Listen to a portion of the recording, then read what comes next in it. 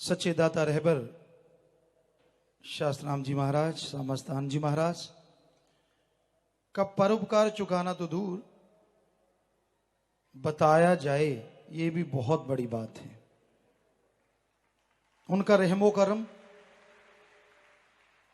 जो मूसलाधार बरस रहा है, बरसता रहा और बरसता रहेगा, उसका वर्णन लिख बोल के किया नहीं जा सकता। ऋण उतारना तो सोचा भी नहीं जा सकता। माँ बाप का ऋण कहीं ना कहीं जीव तब उतार देता है जब वो अच्छे नेक कर्म करके दुनिया में नाम रोशन कर देता है, तो माँ बाप का ऋण उतर जाता है। जब उसके नाम से माँ बाप की पहचान हो जाती है तो माँ बाप का ऋण उतर जाता है। लेकिन गुरु संत पीर फकीर जो मालिक से जोड़ते हैं, अल्लाह मालिक की भक्ति इबादत की चर्चा करते हैं, उनका ऋण उतारना कल्पना भी नहीं की जा सकती। हम तो अपनी बात करते हैं। तो सतगुरु मालिक ने, दाता रहबर ने जो नवाजा, कहने सुनने से परे। और आज का दिन साथ संगत का जज्बा है।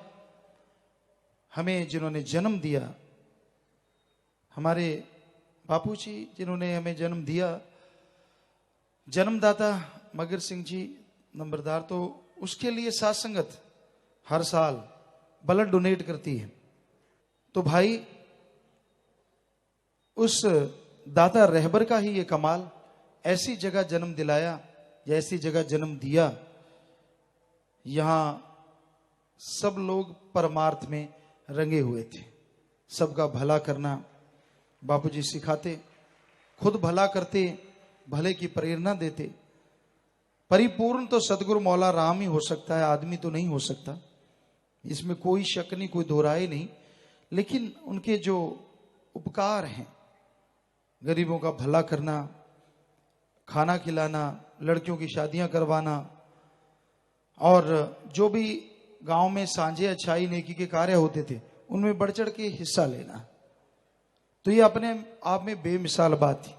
और दूसरी बात ये कि हमारे साथ उनका एक अलग ही व्यवहार होना। शायद संतों ने उन्हें कहा था कि आपके घर में जो पैदा होंगे आपके पास ज्यादा देर नहीं रहेंगे, जिनकी चीज उनके पास, तो बेपरवाजी ने जितनी देर रखा उनके पास रखा, फिर अपने पास बुलाया। तो किसी माँ बाप को 18 साल बाद बच्चा पैदा हो, बहुत बड़ा घराना हो, और उसको भी ये बता दिया जाए 23 साल तक आपके पास रहेंगे, फिर वहीं चले जाएंगे, तो वो आदमी फट सकता है। लेकिन क्या मजाल, बापूजी ने किसी को भी कभी जिक्र किया हो कि ऐसा होने वाला है या ऐसा होगा। हमें लाड़ बहुत करते, बैराग में आ जाते, रोने लग जाते, बहुत प्यार करते, एक पल भी हमारे को देखे बिना नहीं रह पाते। अगर हम खेत में भी चले जाते, जो हमारा शौक भी था और जरूरत भी थी, खेतों में काम करते थे तभी खाना पीना होता था। भाई बड़े खेत चाहे कितना ही बड़ा हो, जिम्मेदार जानते हैं अगर करेंगे नहीं तो खाएंगे क्या। पर उनको बड़ा अजीब लगता, मकान पे चढ़ जाना, बुलाना जल्दी आ जाएं, या फिर हमारे पीछे खेत में पहुंच जाना, ये आम बात होती थी। इतना प्यार, इतनी मोहब्बत देना, शायद कहीं ना कहीं ये भी अंदर रहता था कि इन्होंने चले जाना है। बहुत प्यार, उनकी भावना भी ऐसी थी। और दूसरा, जब हम आश्रम में आते थे, शुरू से आते थे, 1972-73 में जब नाम ले लिया था तभी से आते थे। कभी साल में आगे, थोड़ा कम आते थे, छोटे थे, कभी 6 महीने में, कभी 3 महीने में ऐसे आते थे। फिर जैसे जैसे 23वां साल नजदीक आता गया तो वो आना जाना कई गुना बढ़ गया। हम सेवा करने लगे, कहीं भी कोई सेवा होती सेवा करते, अब बोरियां उठाते, कई बार आश्रम के चने होते, गेहूं होती, तो उसको संभालना, और भी बहुत सारे कार्य जो आश्रम में चलते, फावड़े का कार्य, काटने का, फसल काटने का कार्य, लंगर पहुंचाते, गाड़ी थी तो उस समय कुछ बात और थी। तो इस तरह जो भी कार्य मिलता सेवा किया करते। तो जैसे ही 23वां साल नजदीक आया तो उनको बोला ही हुआ था, तो वो थोड़ा सा वैराग्य में ज्यादा आने लगे।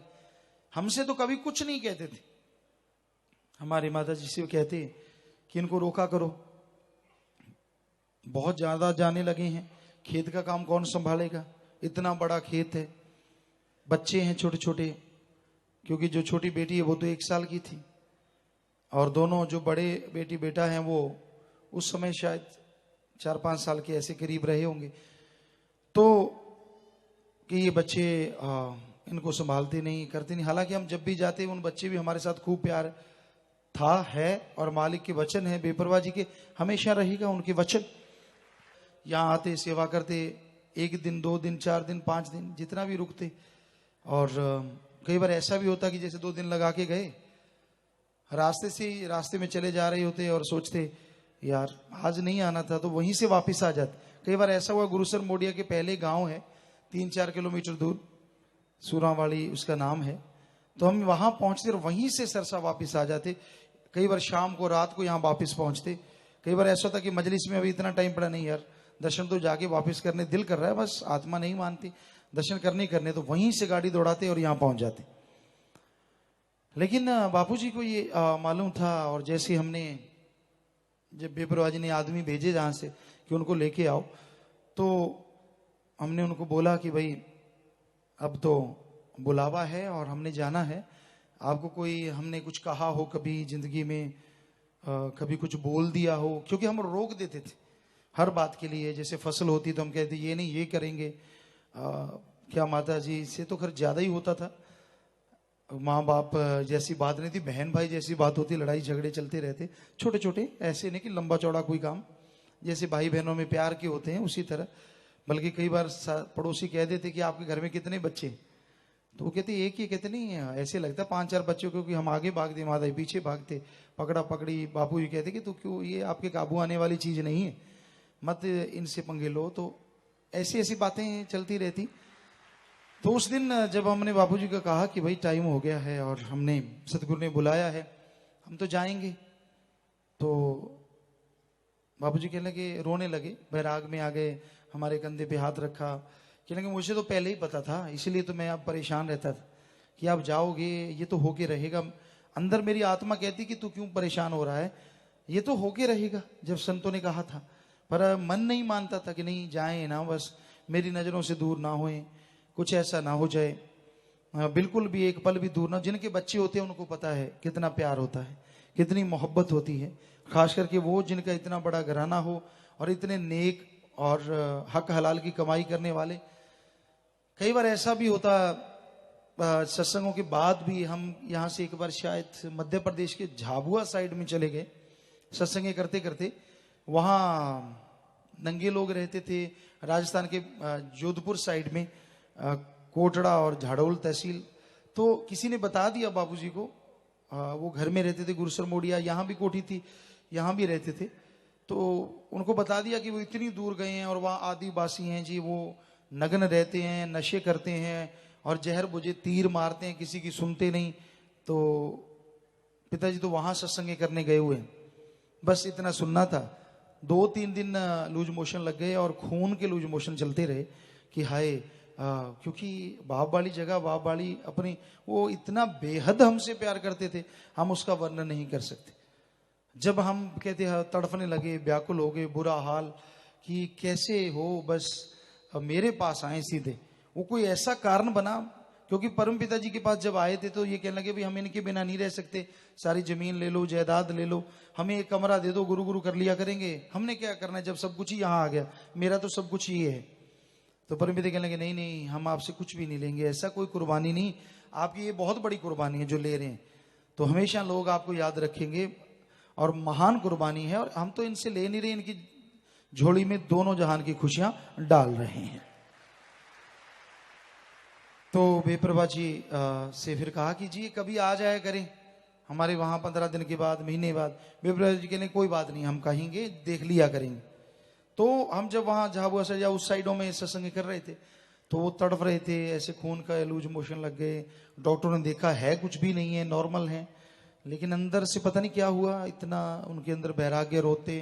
किसी को आज तक, माता जी को भी, किसी को भी दिखाते नहीं थे कि मेरे आंखों में आंसू है। कमरे के अंदर जाते, लॉक लगा लेते अंदर से और बस, और बाहर बिल्कुल नॉर्मल होके निकलते, 2 घंटे 3 घंटे वहीं अपना वैराग्य करना, रोते रहना, तड़फते। तो जब वो ऐसे तड़फ रहे थे तो वहीं से हम सीधे गुरुसर मोडिया आए और पहले ही कहने लगे कि सत्संग हो गई, माता जी को, बच्चों को कि यहाँ आएंगे संत जी, हमें संत जी कहते, यहाँ आएंगे, सीधे आएंगे। कहने लगे हो ही नहीं सकता, कोई रास्ता ही नहीं है इधर से, वो तो उधर से आएंगे जयपुर साइड से और सीधा सरसा जाएंगे। वो ऐसा कुदरत हुआ कि वाकई उस रास्ते से आए और अचानक हमने कहा कि भी अपने गुरुसर मोड़िया चलना है, वहां से होके चलेंगे। और जब वे जैसे वहां पहुंचे तो बस बड़े खुश, शाम का टाइम था और रात रुके, तो बस वो ये नहीं होता था कि हमसे कोई ज्यादा बात करें, तो बस बात आ गए खुश, कोई लूज मोशन नहीं है, खाना सही है, सारा कुछ ठीक हो गया, एक पल में आराम से बाजू सराहने देते और सो जाते। तो माता जी कई बार कहते कि आप तो बड़े तड़फ रहे थे कि भाई आएंगे बात करें, कहते नहीं बस मुझे दर्शन हो गए, मुझे और कुछ नहीं चाहिए, बस आंखों में आंसू भर के सो जाते, पूरी गहरी नींद, कहते अब बस कोई फिक्र नहीं। तो इस तरह एक अलग तरह का प्यार, हमारे सामने आते, कभी कुर्सी पे नहीं बैठते, जोर लगाते। तो साथ संगत भी उस दिन को, जो भी आप आए हैं भागों वाले, दृढ़ विश्वास वाले और एक परमार्थ वाले आप लोग आए हैं, तो बस मालिक से ये दुआ करेंगे कि मालिक आपके घरों में आपके माँ बाप, आपके परिवारों को भी खुशियों से नवाजे भगवान, अंदर बाहर कमी ना छोड़े। जो परमार्थ में ये लोग बढ़ चढ़ के आप हिस्सा ले रहे हैं, कई सत्संगों का फल आपकी झोलियों में डाले, जो ब्लड डोनेट कर रहे हैं, आज सेवा कर रहे हैं, बस मालिक से यही दुआ करते हैं, क्योंकि प्यार उन्होंने हमसे किया, आपने हमसे किया, तभी आप ये मना रहे हैं। तो ये इस घोर कलयुग में कोई आसान नहीं है कोई अपने सतगुरु से, अपने मौला से प्यार करे। यहाँ तरह तरह की हवाएं चलती हैं, काल का देश है, निंदक महानिंदक तरह तरह के हथकंडे बनाते हैं, पता नहीं क्या क्या कहते रहते हैं, क्या क्या बोलते रहते हैं, लेकिन मालिक के प्यारे जैसे आपको बोलते हैं कि ना वो कभी परवाह करते थे, ना कर रहे हैं और ना कभी करेंगे जी। क्योंकि मालिक के प्यार में जो चलता है उसे मालूम होता है कि चाहे कोई कुछ भी कहता है, वो अपनी उसकी मर्जी है और सच सबके सामने होता है। सो भाई राम नाम में आप ध्यान लगाइए, जो परमार्थ कर रहे हैं मालिक बेनतहा खुशियों से नवाजे। एक बार